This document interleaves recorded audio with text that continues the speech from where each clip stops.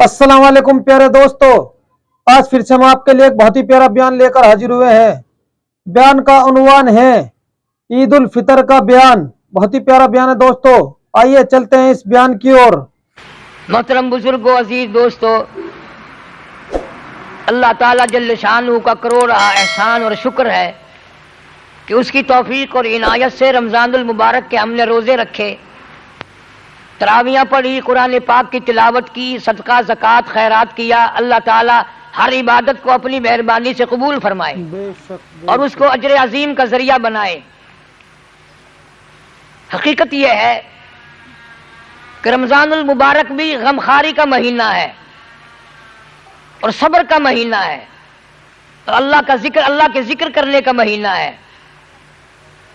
वैसे भी एक आदमी को महीना भर आदत डालने से आदत पड़ जाती है, लेकिन उसका यह मतलब हरगिज नहीं कि वो ईद के बाद सब चीजों को छोड़ बैठे।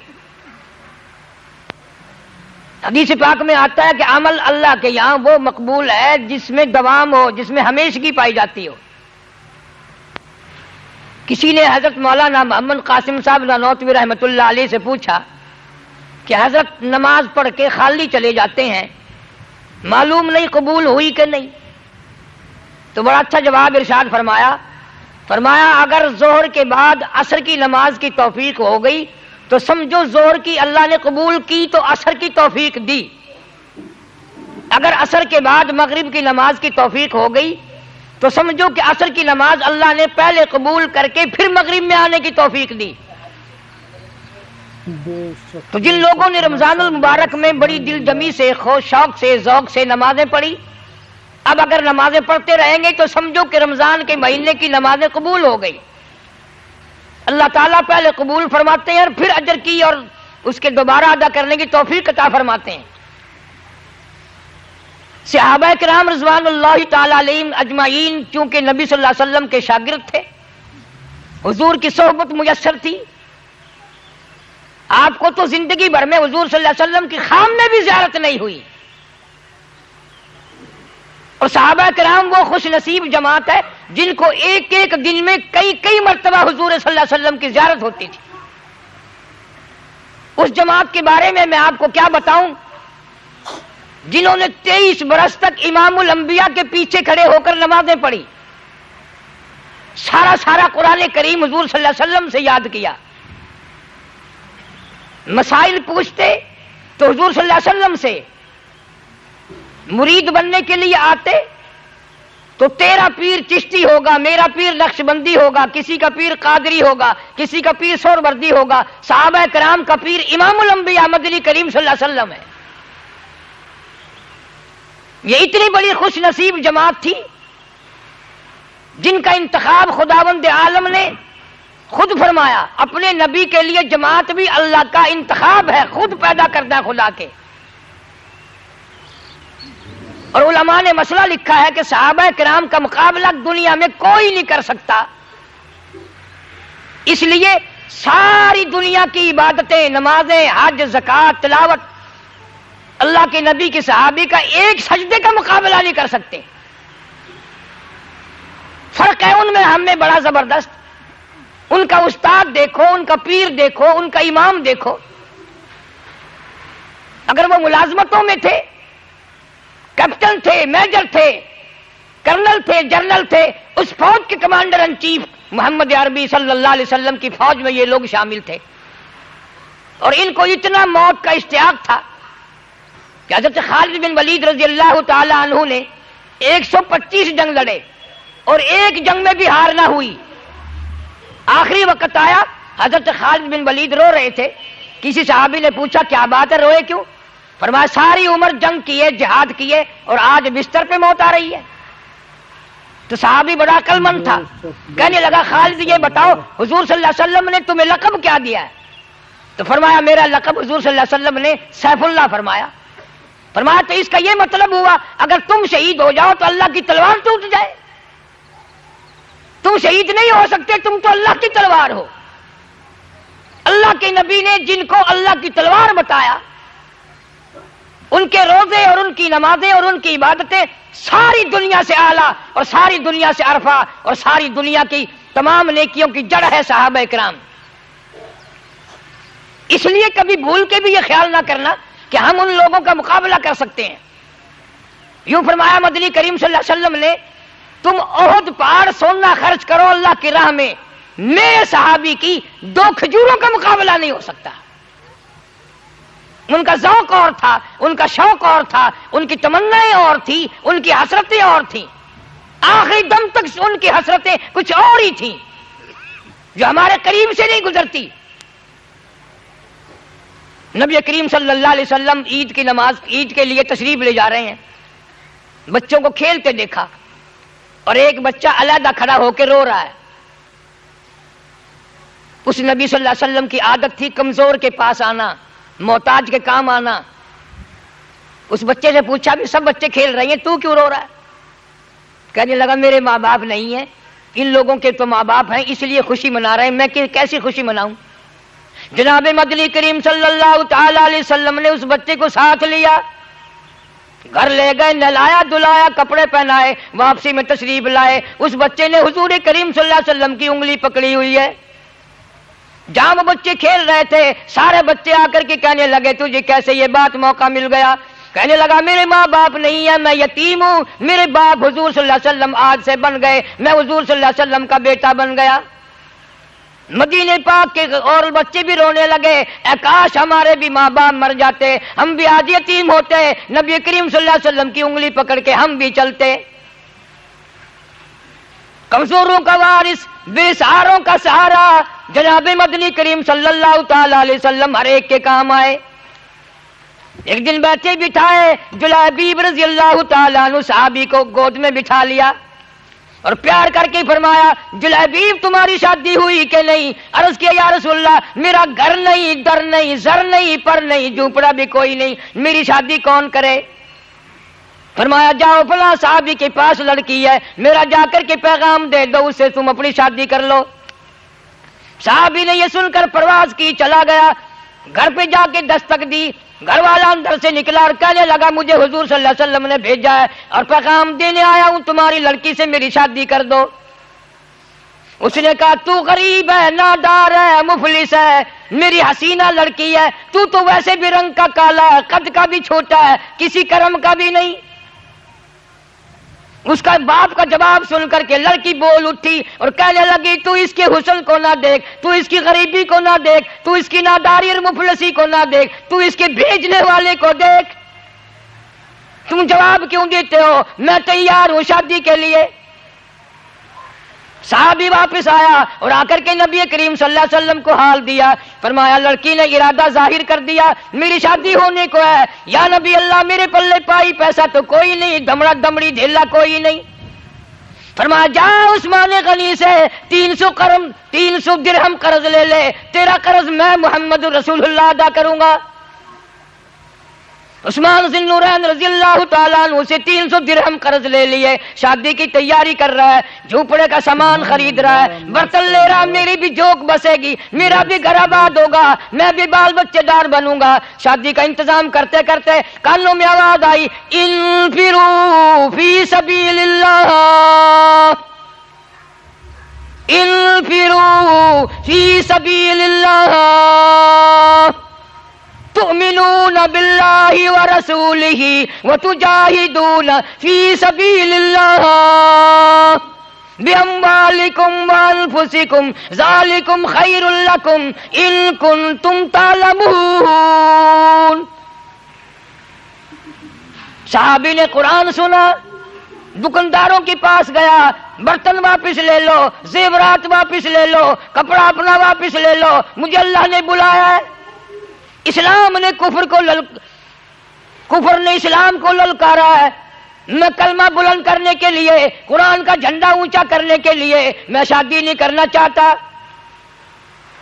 یہ بھی نہ سوچا حضور صلی اللہ علیہ وسلم سے جا کے پوچھ لوں، بڑی مشکل سے شادی کا پروگرام بنا ہے، آپ ہی نے بنایا ہے، اب میرے لیے کیا حکم ہے؟ جہاد میں جاؤں یا میں اپنی شادی کا انتظام مکمل کر کے شادی کروں؟ ان کے پاس اتنی مہلت کہاں تھی کہ یوں سوچے मिन्नतें की दुकानदारों की, अपने बर्तन वापस ले लो, अपना कपड़ा वापस ले लो, अपना सारा सामान वापस ले लो। मुझे कुरान ने बुलाया, मुझे इस्लाम ने बुलाया, कुफर ने इस्लाम को ललकारा है। मुजाहिदीन के साथ साथ होकर के चला गया। फरमाया फजुरिहत जुरहन शदीदा, अगली सब में खड़ा होकर जंग किया। इतने जख्म आए, इतने जख्म आए, शनाख्त नहीं होती, पहचाना नहीं जाता। बहन ने उंगलियों के पोरवों से पहचाना, अभी दम आ रहा था। जनाब मदनी करीम सल्लल्लाहु अलैहि वसल्लम ने याद फरमाया, मेरा जुलाई भी शादी में लगा होगा, मसरूफ होगा। किसी ने बताया नहीं नहीं, अगले सब में खड़ा होकर जिहाद किया, अल्लाह की राह में जंग किया है और जख्मी है, दम निकलने को है। फरमाया जल्दी करो, जख्मी हालत में मेरे पास ले आओ। जनाब मदनी करीम सल्लल्लाहु अलैहि वसल्लम ने अपनी रहमत वाली गोद में सर रख लिया, मुस्कुराने लगा। फरमाया फुज़ता बिरब्बिल काबा, और नौजवान रब्बे काबा की कसम, तू तो बड़ा कामयाब है। क्या शौक था, तमन्ना होती थी कि मेरी मौत आए, नबी की गोद में आए, रहमत वाली झोली में आए और हुजूर सल्लल्लाहु अलैहि वसल्लम का दीदार करते हुए मेरी मौत आए। एक एक की तमन्ना है। साद बिन रबी रज़ी अल्लाह ताला अन्हु, जंग खत्म हुआ, जिहाद खत्म हुआ, लड़ाई खत्म हुई, जख्मियों को संभाला, गाजियों को संभाला, शहीदों को संभाला। साद बिन रबी मिलता नहीं। जनाब मदनी करीम सल्लल्लाहु अलैहि वसल्लम याद फरमा करके रो रहे हैं, मेरा साद नहीं मिलता। किसी को बेटी याद करके रोवेगी, किसी को बहन याद करके रोवेगी, किसी की अम्मी जान रोवेगी, किसी की घरवाली रोवेगी। साद बिन रबी, दो जान मुकद्दर तेरे मुकद्दरों पे कुर्बान कर दूं, तुझे नबी करीम सल्लल्लाहु अलैहि वसल्लम याद फरमा रहे और मदीना तैयबा में याद कर करके रो रहे हैं। खुद फरमाया दोनों जवान चले जाओ और पहाड़ की चोटी पे खड़े होकर आवाज लगाओ, साद बिन रबी तू जहां भी हो, तुझे सरकार मदीना सल्लल्लाहु अलैहि वसल्लम ने बुलाया। दो जवानों ने आवाजें लगाई, एक गार में से धीमी धीमी धीरी धीरी आवाज आई, मैं चल नहीं सकता, तुम मेरे पास आ जाओ। सहाबा पहुंचे। मुहद्दिसीन ने लिखा है 80 के करीब जख्म है, 80 के करीब जख्म है। और कहने लगा मुझे उठा के ले चलो। अल्लाह वाले उठाएं कैसे, उंगली रखने की गुंजाइश नहीं है, सारा बदन कटा हुआ है, तुझे उठाएं कैसे। उन्होंने कहा इतनी हिम्मत करो, तुम कोशिश करो, अल्लाह पाक सबब बनाएगा, मेरी तमन्ना है। किसी साहबी ने कहा अब आखिरी वक्त में क्या बीवी को देखना है? नगर नहीं नहीं। बच्चों को देखना है? नगर नहीं नहीं। फिर क्या देखने का शौक है? उन्होंने कहा मेरी उम्र भर की तमन्ना है, मेरी हसरत है, मेरा आखिरी वक्त जो आए वो हुजूर सल्लल्लाहु अलैहि वसल्लम की ज़ियारत करते हुए आए, हुजूर सल्लल्लाहु अलैहि वसल्लम का दीदार करता जाऊं। अल्लाह पाक मुझसे पूछेगा दुनिया से क्या लाया, अर्ज करूंगा तेरे महबूब सल्लल्लाहु अलैहि वसल्लम का दीदार लाया हूं। हुजूर सल्लल्लाहु अलैहि वसल्लम मदीने से बाहर चले। किसी ने पूछा या रसूलल्लाह किधर? फरमाया साद बिन रबी मिल गए हैं, ज़ियारत का मुतमन्नी है, दीदार का भूखा है, कुछ मैं चलूंगा कुछ वो चलेगा, दरमियान में मुलाकात हो ही जाएगी। माशाअल्लाह, सुभान साद बिन रबी को उठा के ला रहे हैं, बेहोश है, खून टपक रहा है, लहू टपक रहा है, सारी जान जख्मी है। रहमत दो आलम सल्लल्लाहु अलैहि वसल्लम ने जख्मी सर अपनी गोद में रख लिया और पूछा साद बिन रबी तेरा क्या हाल है? साहबी कहने लगा या रसूलल्लाह मेरे दुखड़े टल गए, मेरे गम गलत हो गए, मेरी परेशानियां चली गई, तेरा दीदार मिल गया, मुझे सब कुछ मिल गया। पेशानी पे बोसा देकर फरमाया फुज़ता बि रब्बिल काबा, ओ नौजवान रब्बे काबा की कसम तू तो बड़ा कामयाब है। मुस्कुराने लगा। हुजूर करीम सल्लल्लाहु अलैहि वसल्लम ने पूछा क्या शौक है, क्या कर रहा है इस वक्त? कहने लगा मेरी तमन्ना पूरी हो गई, तेरे चेहरे पे फिदा शम्सु कमर, तेरे चेहरे पे फिदा शम्सु कमर, तेरी जुल्फों पे तसद्दुक शाम सहर, रुखसारों पे ठहरे किसकी नजर, तेरी प्यारी अदा का क्या कहना, میں اپنے مقدر پہ ناز کرتا ہوں. کوئی بستر پہ مرے گا, کوئی اسپتال میں مرے گا, کوئی ایکسیڈنٹ میں روڈ پہ سڑک پہ مرے گا, کوئی بیوی کو دیکھتا ہوا مرے گا, کوئی بچوں کو دیکھتا ہوا مرے گا, کوئی ڈاکٹر کو دیکھتا ہوا مرے گا, کوئی نرس کو دیکھتا ہوا مرے گا. میں اپنے مقدر پہ ناز کرتا ہوں. تیری رحمت والی گود میں دم توڑ رہا ہوں. بخاری شریف میں روایت ہے, جتنی طاقت تھی پوری سے اچھل کر پلٹ کر حضور صلی اللہ علیہ وسلم کی گود سے قدموں میں اپنا رخسار مبارک رکھ دیا. تیرے قدموں میں دم نکل جائے میں بڑا کامیاب.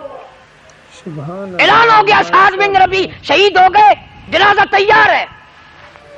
خدا کی قسم صدیق اکبر رضی اللہ تعالیٰ عنہ جیسے بھی کھڑے ہوئے رو رہے ہیں, اے کاش یہ موت میری ہوتی, نبی کی گود میں میرا دم ٹوٹتا, میرا آخری سانس حضور صلی اللہ علیہ وسلم کے دیدار میں جاتا. فاروق اعظم رو رہے ہیں, بڑے بڑے ذی-النورین رو رہے ہیں صحابی کہ اے کاش یہ موت میری ہوتی, حضور صلی اللہ علیہ وسلم کی رحمت والی گود میں میرا دم ٹوٹتا. جنازہ حضور صلی اللہ علیہ وسلم نے پڑھایا. مدینے کی گلیوں سے جنازہ گزر رہا ہے. اللہ تعالیٰ میری تیری موت بھی مدینے میں عطا فرمائے. بڑی کامیابی ہے. مدینے کی موت یوں ہی نہیں ملتی, بڑے شوق سے بڑے ذوق سے مدینے کی موت ملتی ہے. ایک ایک اللہ والے نے 40-40 سال مدینے میں گزارے اس لیے کہ موت مدینے میں آ جائے. امام مالک رحمت اللہ علیہ نے ساری زندگی میں ایک حج کرنے کے بعد پھر حج کے لیے بھی نہیں گیا, مدینے سے باہر موت نہ آ جائے.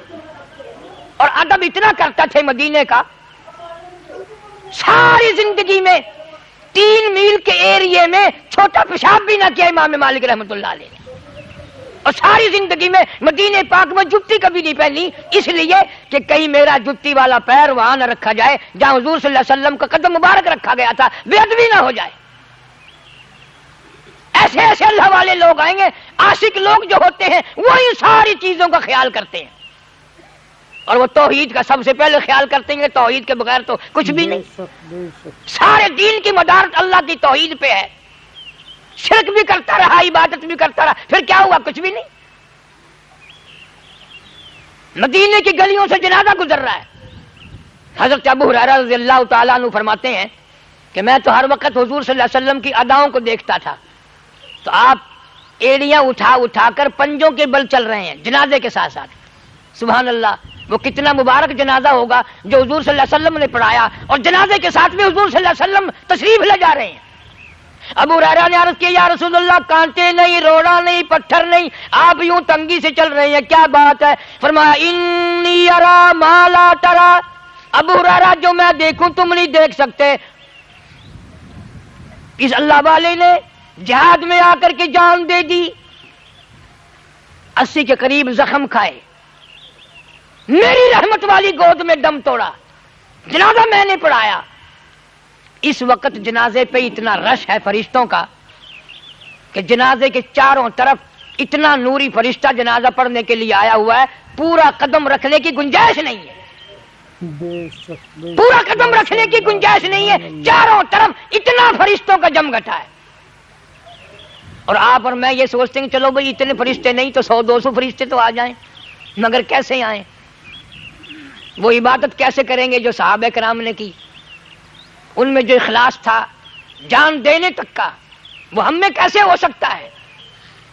غریب پروری ہم سے نہیں ہو سکتی, ہم کمزور کی ہمدردی ہم سے نہیں ہو سکتی, ماں باپ کی خدمت نہیں ہو سکتی, اور کیا عبادت کریں گے؟ جناب مدنی کریم صلی اللہ علیہ وسلم جنازے کے ساتھ ساتھ تشریف لے گئے. جنت البقیع میں جنازہ پہنچا, یوں فرمایا میت کو قبر میں رکھ کر تم چلے آؤ, قبلہ رخ میں اپنے ہاتھوں سے موڑوں گا. سبحان اللہ, اس کی قبر میں حضور صلی اللہ علیہ وسلم تشریف لائے اور قبلہ رخ اپنے ہاتھوں سے موڑا. جب قبر سے باہر تشریف لائے تو مسکراتے ہوئے کسی صحابی نے پوچھ لیا, یا رسول اللہ آپ تو فرماتے ہیں قبر بڑی وحشتناک جگہ ہے, بڑی خوفناک جگہ ہے, اور آپ ہنستے ہوئے تشریف لائے. فرمایا میں کیا کروں, سعد بن ربیع جس وقت قبر میں رکھا اور میں نے قبلہ رخ منہ موڑا تو وہ خود ہنس رہا تھا.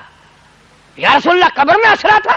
فرمایا ہاں, جنت کے حور و غلمان نے کھڑکی کھولی اور تمام کے تمام نے اس کو مبارکباد دی. جنت کی ہوائیں اور خوشبوئیں اور حور و غلمان کا جمگٹا دیکھ کر وہ ہنسنے لگا, میں سعد کو دیکھ کے ہنسنے لگا, وہ ان کو دیکھ کے ہنسنے لگا.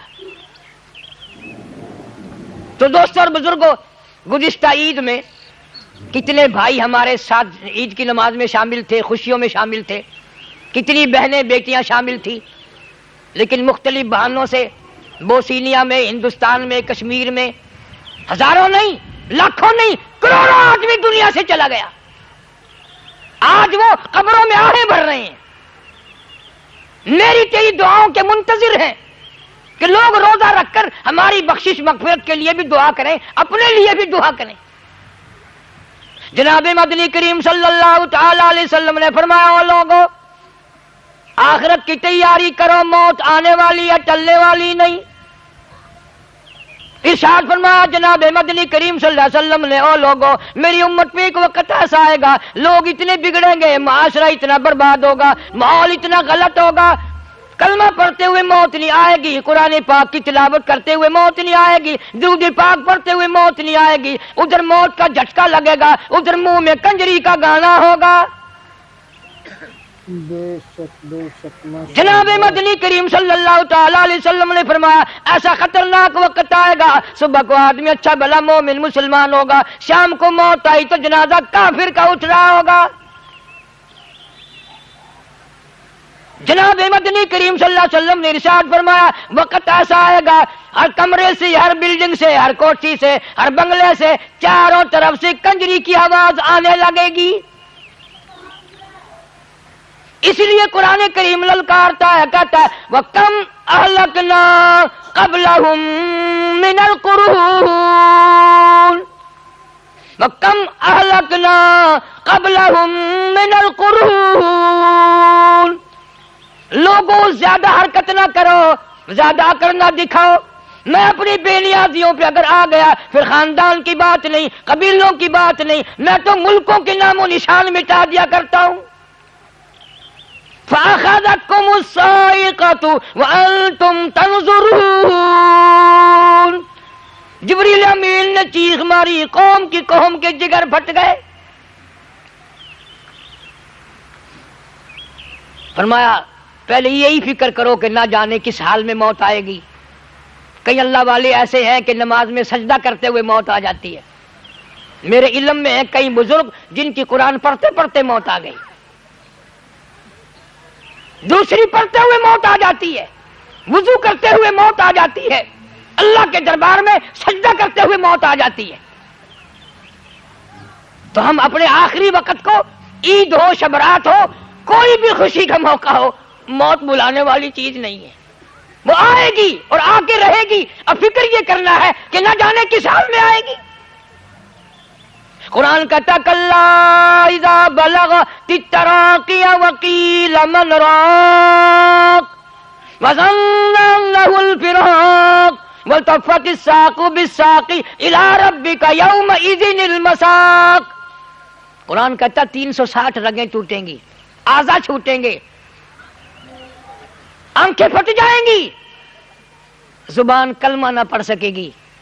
اس لیے یوں نہ کرنا کبھی رمضان گزر گیا نماز چھوڑ دے، نہ نہ نہ، پھر تو بے نماز ہو کے مرے گا، عورتیں بھی بے نماز ہو کے مریں گی۔ کسی نے رمضان میں شوق سے ایک قرآن ختم کیا، کسی نے 2 کیے، کسی نے 15 سپارے کیے۔ یہ پکا وتیرہ بنا لو، قرآن کریم کی ہر روز زیارت کرو، چاہے آدھا پارہ پڑھو، چاہے ایک سورت تلاوت کرو۔ اللہ پاک جل شانہ نے قرآن مجید میں چیلنج کر دیا، فرمایا زمین میری ہے تمہاری نہیں، آسمان میرا، ستارے میرے، چاند میرا، رات میری، دن میرا، یہ ہوا میری، یہ فضا میری، یہ درخت میرے، یہ پہاڑ میرے، یہ سمندر دریا میرے، سارا نظام کائنات میرا ہے، تو کس بات پہ فخر کرتا ہے؟ واللہ یقبض ویبسط والیہ ترجعون۔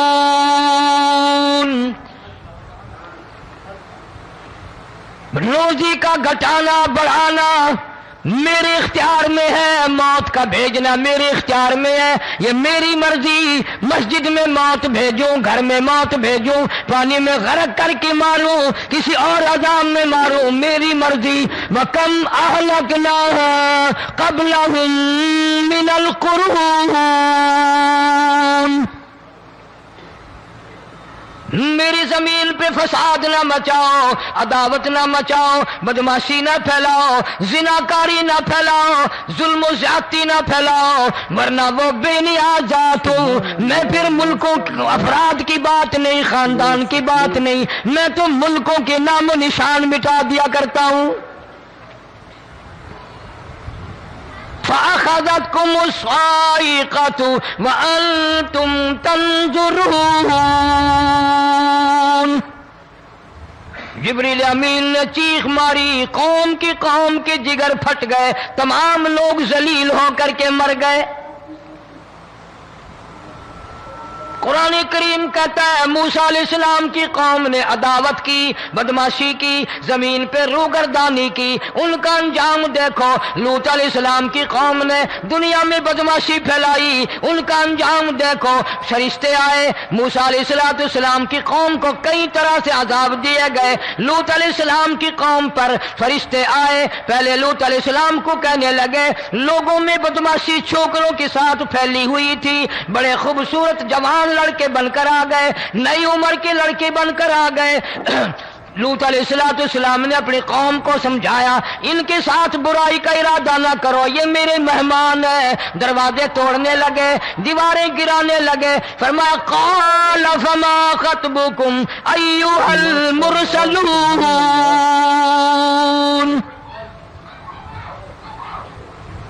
لوط علیہ السلام نے خوشامد بھی کی، اور ظالموں باز آ جاؤ، میرے مہمانوں کی بے عزتی نہ کرو، میرے مہمانوں کی توہین نہ کرو۔ فرمایا قال یا قوم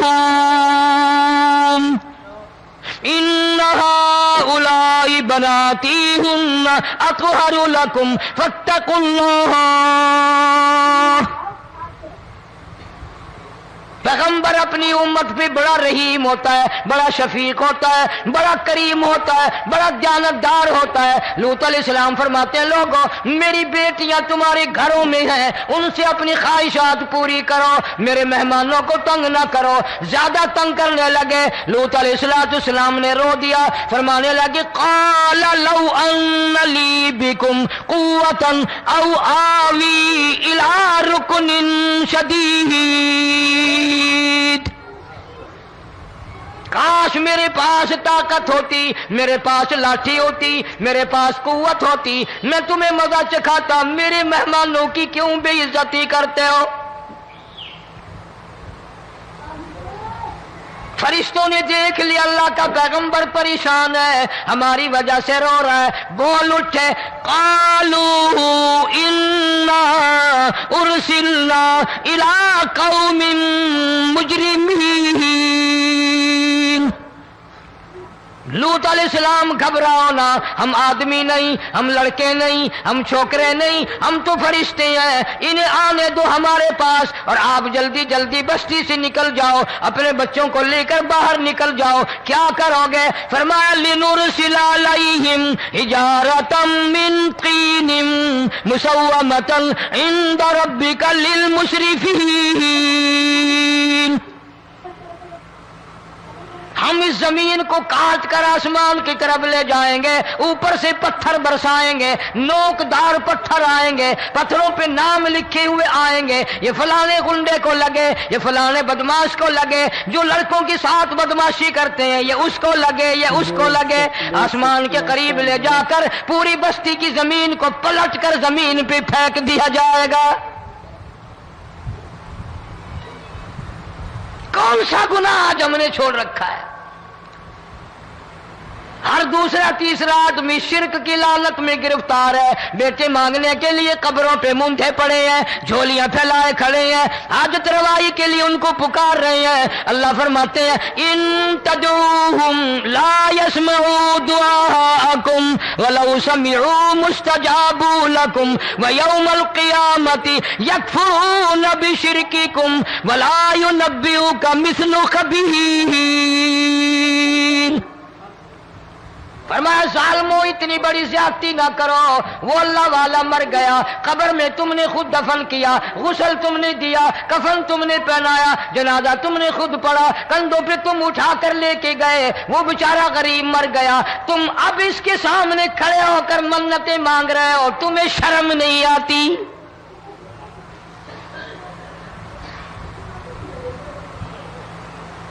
کتمیر کے لفظ آتے ہیں قرآن میں، یہ کھجور کی گٹھلی، اس میں جو ایک تیل سی ہوتی ہے، اس کے اندر سے دیکھنا کبھی ایک دھاگا سا نکلتا ہے، کھجور کی گٹھلی، اور گٹھلی کا جو سوراخ سا ہے لمبا، اس کے اندر سے ایک باریک سا دھاگا سا نکلتا ہے، اس کو قرآن اور اللہ پاک کتمیر عربی میں کہتے ہیں۔ فرمایا تم بیٹے مانگ رہے ہو، تم نوکری مانگ رہے ہو، تم حاجت روائی ان سے مانگ رہے ہو، حالانکہ یہ تو کھجور کی گٹھلی کا وہ دھاگا پیدا نہیں کر سکتے۔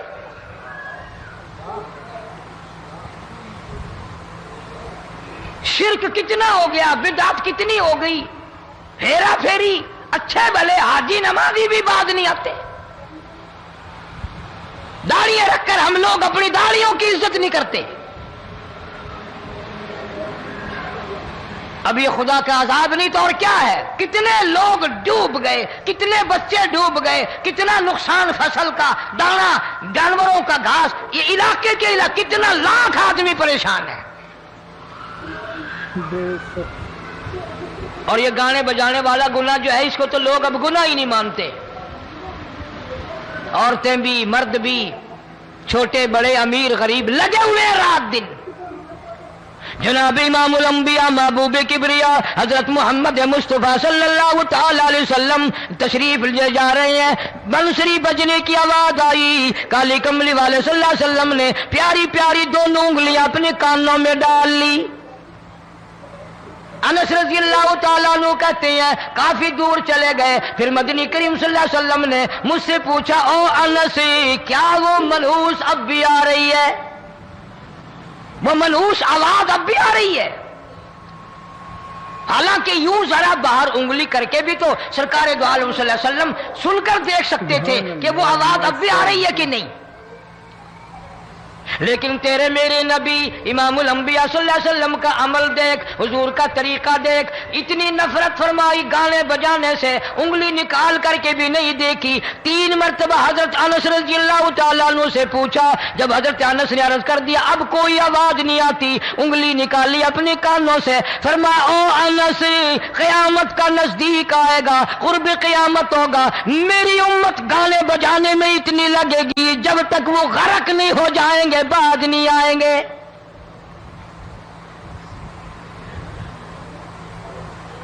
ارشاد فرمایا مدنی کریم صلی اللہ تعالی علیہ وسلم نے، ایسے وقت میں پھر حال یہ بنے گا، مرتے وقت کلمہ نصیب نہیں، مرتے وقت قرآن کی تلاوت نصیب نہیں، استغفار توبہ کی توفیق نہیں، ادھر دم نکلے گا، ادھر موت کا جھٹکا لگے گا، ادھر کانوں میں یا منہ میں کنجری کا گانا ہوگا۔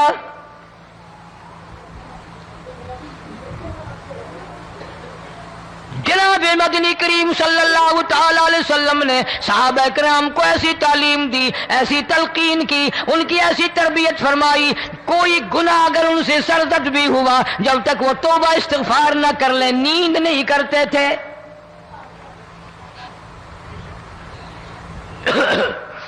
معاذ سلمی رضی اللہ تعالیٰ عنہ صحابی ہے محمد عربی، سب کہہ دو صلی اللہ علیہ وسلم کا، گناہ ہو گیا، زنا ہو گیا، کیونکہ صحابی نبی نہیں ہوتا، وہ محفوظ ہوتا ہے، معصوم نہیں ہوتا۔ اس کا یہ مطلب نہیں کہ ہم صحابہ کرام کو اپنے اوپر قیاس کریں، ارے ان کے گناہ اور تھے، ہمارے گناہ اور ہیں۔ گناہ سرزد ہو گیا، کسی نے دیکھا نہیں، مخبری نہیں کی، کوئی پکڑ کے نہیں لایا، جوان خود آیا، مدنی کریم صلی اللہ تعالی علیہ وسلم کی خدمت میں آتا ہے، حاضر ہو کر کہتا ہے کالی کملی والے یا رسول اللہ صلی اللہ علیہ وسلم انطہرنی طہرنی مجھے پاک کر دو، مجھے پاک بنا دو، مجھ سے گناہ ہو گیا، انی قد ہلکت، میں ہلاک ہو گیا، میں تباہ ہو گیا، میں برباد ہو گیا، میں مارا گیا، میرے منحوس قدم اس اللہ کی زمین پہ نہیں پڑنے چاہیے۔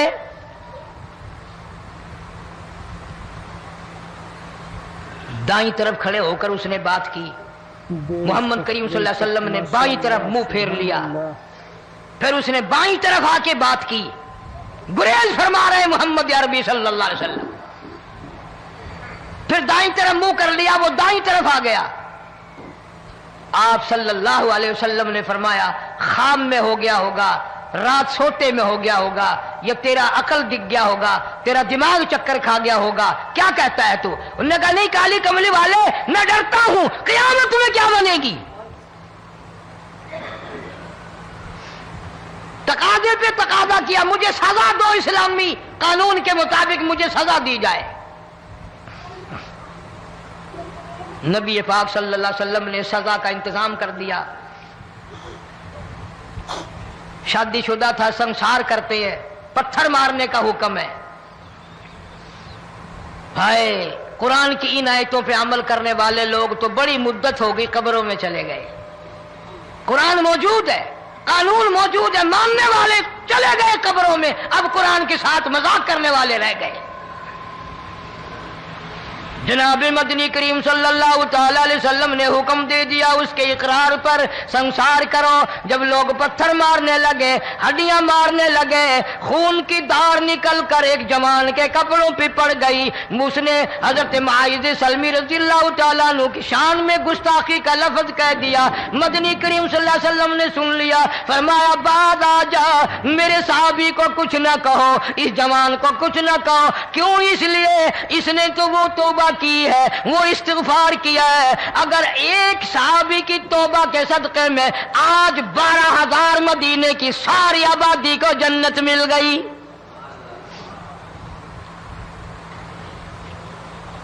وہ گناہ کر کے پچھتایا کرتے تھے، ہم گناہ کر کے فخر کرتے ہیں۔ جتنے حرام کھانے والے لوگ کبھی باز نہیں آئیں گے۔ جس کے منہ رشوت لگ گئی مر جائے گا، ہٹے گا نہیں۔ جس نے کھا لیا حرام کا مال قبروں تک نہیں پھر اس کا پیٹ بھرتا۔ فرمایا کلو وتمتعوا قلیلا انکم مجرمون، کھا لو پی لو مزے اڑا لو، سودا چند دنوں کا ہے، متاع قلیل، تھوڑے دنوں کا معاملہ، ثم مأواہم جہنم وبئس المہاد، برا ٹھکانہ اپنے لیے لوگوں نے بنا لیا۔ ایک اور عورت سے گناہ ہوا، خود حاضر ہوئی ہے محمد کریم صلی اللہ علیہ وسلم کے دربار میں، عرض کرنے لگی یا رسول اللہ مجھ سے گناہ ہو گیا، مجھ پر حد جاری کرو، مجھے قرآن والی سزا دو، اسلام والی سزا دو، ایمان یقین والی سزا دو، قیامت کے دن میں کس طرح بھگتاؤں گی، مجھ کو سزا دو تاکہ میں اپنے گناہ سے صاف پاک ہو جاؤں۔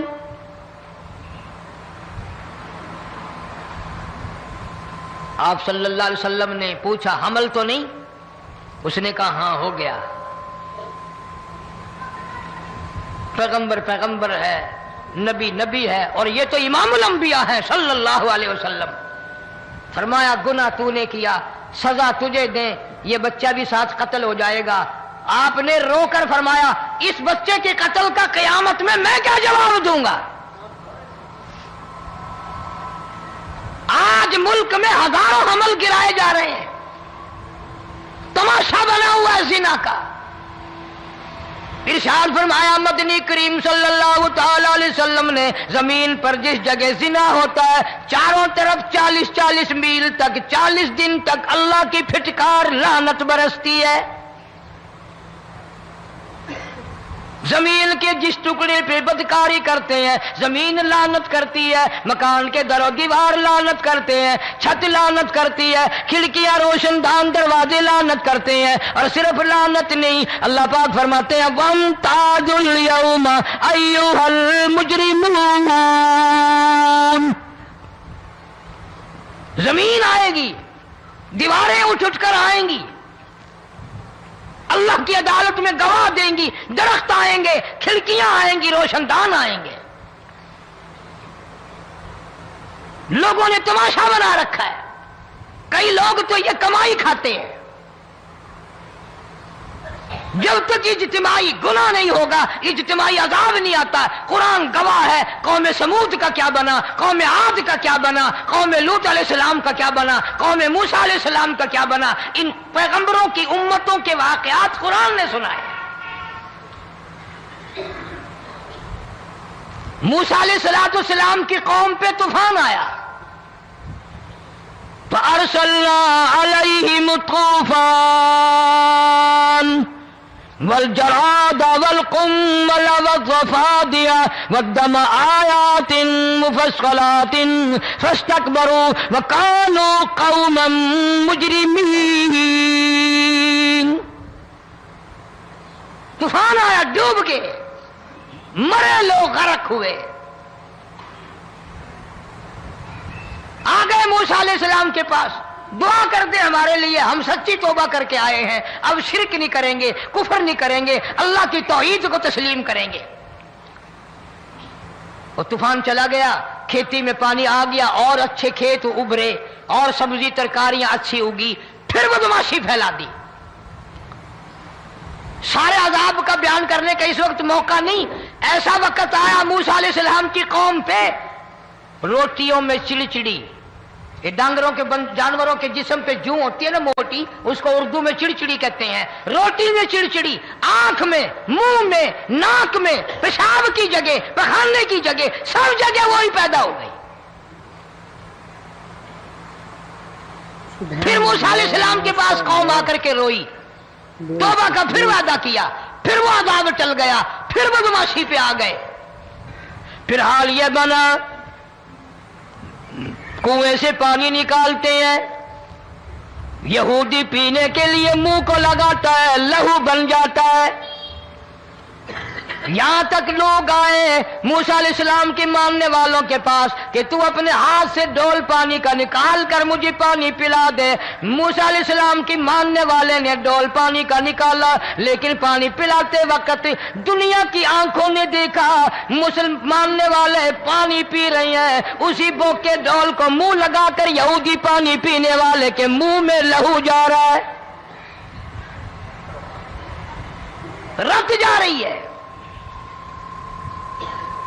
یہاں تک یہودیوں نے منت کی ماننے والوں کی کہ ایک پیالہ پانی کا بھر، ایک طرف تو منہ لگا، ایک برتن میں پانی بھر، ماننے والے سے کہا، پھر اس برتن کے ایک طرف تو منہ لگا، ایک طرف میں منہ لگاؤں گا، اور تیرے صدقے میں میرے منہ میں بھی پانی جائے گا۔ مفسرین نے لکھا ہے پیالہ ایک تھا، برتن ایک تھا، کنواں ایک تھا، کھوہ ایک تھا، بیٹھنے والے قوم کے لحاظ سے ایک تھے، ملک کے رہنے والے ایک کے تھے، لیکن خدا بے نیازیوں پہ قربان جاؤں، اس ایک برتن میں سے ماننے والے کے منہ میں پانی جا رہا تھا اور کافر کے منہ میں لہو جا رہا تھا۔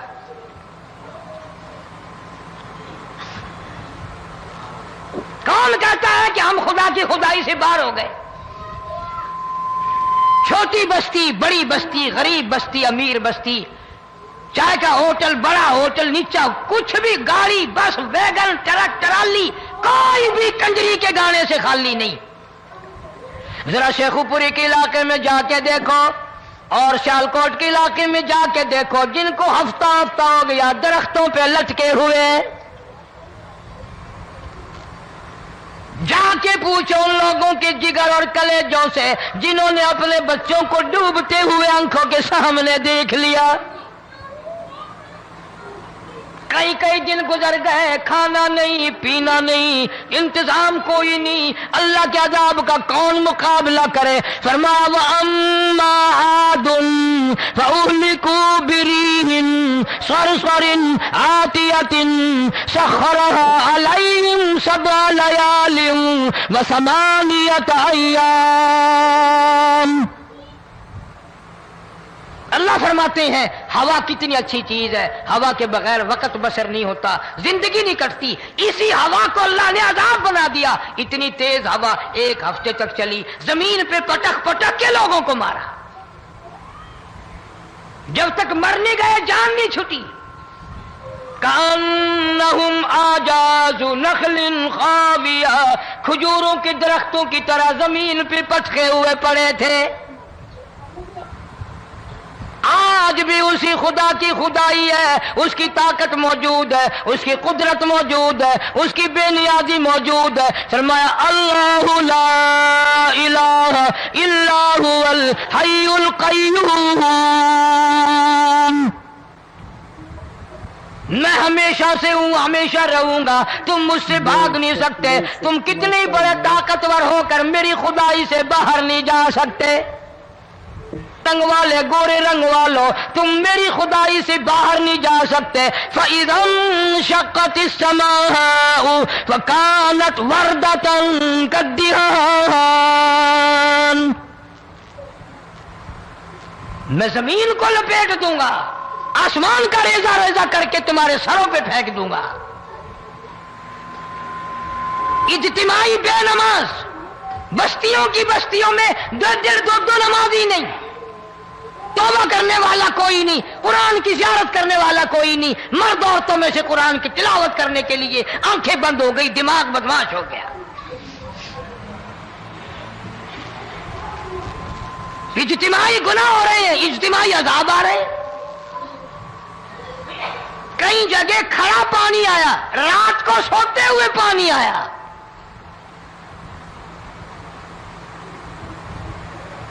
پرسوں ترسوں میں ہیڈ بلوں سے گزر رہا تھا، وہاں کے انجینئر نے سلام کیا، جانتا تھا، میں نے پوچھا کیا حال ہے، ایک بات کہہ کر کے رونے لگا، حالانکہ افسر بڑا پتھر دل ہوا کرتا ہے، پھر پاکستانی افسر تو ویسے ہی سنگ دل ہوتے ہیں۔ وہ رونے لگا، کہنے لگا کئی 100 لاشیں گزر چکی ہیں، اور کہتا تھا ایک لاش کو دیکھ کر رونا آ گیا کہ مری ہوئی ماں نے کہاں سے چلی ہوگی، ڈوب کر مری ہوگی، اب بھی سینے سے اپنے مرے ہوئے بچے کو چمٹایا ہوا تھا۔ جس ماں کی ہم قدر نہیں کرتے، جس ماں کی عزت نہیں کرتے، جس ماں کا اکرام نہیں کرتے، مرنے کے بعد بھی سینے سے لگائے ہوئے چل رہی ہے۔ بلکہ وہ کہتا تھا کہ میرا اندازہ کپڑوں سے معلوم ہوتا تھا مسلمان بھی نہیں ہے، لیکن اولاد اولاد ہے۔ صحابیہ کی بات کر رہا تھا، گناہ ہو گیا، رسول اکرم صلی اللہ علیہ وسلم کے دربار میں آئی ہے اور آ کے کہنے لگی یا رسول اللہ انی قد ہلکت، میں ہلاک ہو گئی، برباد ہو گئی، تباہ ہو گئی، میں اس زمین پہ چلنے کے قابل نہ رہی، اللہ کی پاک زمین پر میرے ملعوس قدم نہیں پڑنے چاہیے۔ حضور نے فرما دیا جب بچہ پیدا ہو جائے گا پھر آنا، پھر سزا دیں گے۔ بچہ پیدا ہونے کے بعد خود بخود دائیں پکڑ کے نہیں لائی، کوئی سرکاری کرندہ پکڑ کے نہیں لایا، خود بخود بچے کو جھولی میں لے کر محمد عربی صلی اللہ تعالی علیہ وسلم کے دربار میں حاضر ہو گئی۔ یا رسول اللہ اب تو یہ بچہ پیدا ہو گیا، قرآن کا نظام مجھ پہ جاری کرو، قرآن کا قانون مجھ پہ نافذ کرو تاکہ قیامت کے دن کے عذاب سے میں بچ جاؤں۔ آپ نے فرمایا اس بچے کو دودھ کون پلائے گا، اس کی پرورش کون کرے گا، ابھی اس کو لے جا، جب یہ کھانے لگ جائے گا پھر سزا دی جائے گی۔ خوش نہیں ہوئی، مجھے مہلت مل گئی، روتی ہوئی چلتی ہے، کہنے لگی او مدینے والوں میری سفارش کر دو، مجھے جلدی سزا مل جائے، ایسا نہ ہو قرآن کی سزا اٹھائے بغیر میری موت آ جائے۔ میرے یہ منحوس قدم اس زمین پہ پڑنے کے قابل نہیں، اللہ کا رزق کھانے کے قابل میرا منہ نہیں، اللہ کی ہوا پھانکنے کے قابل میرا ناک نہیں، میں گناہگار ہوں، میں سیاکار ہوں، میں گناہ کر بیٹھی، مجھ پر قرآن کا نظام چلاؤ۔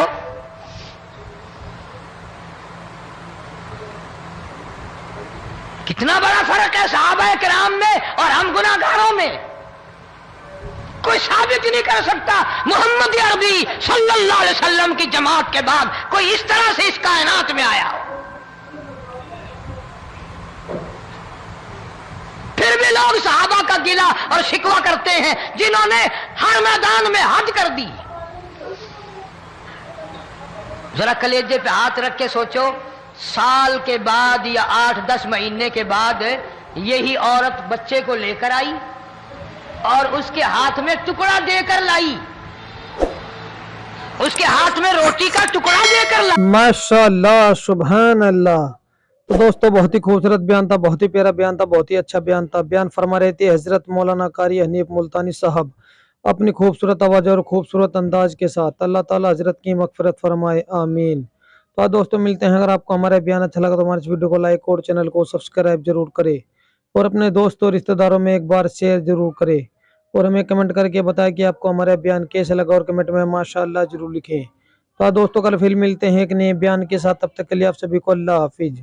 السلام علیکم ورحمۃ اللہ وبرکاتہ۔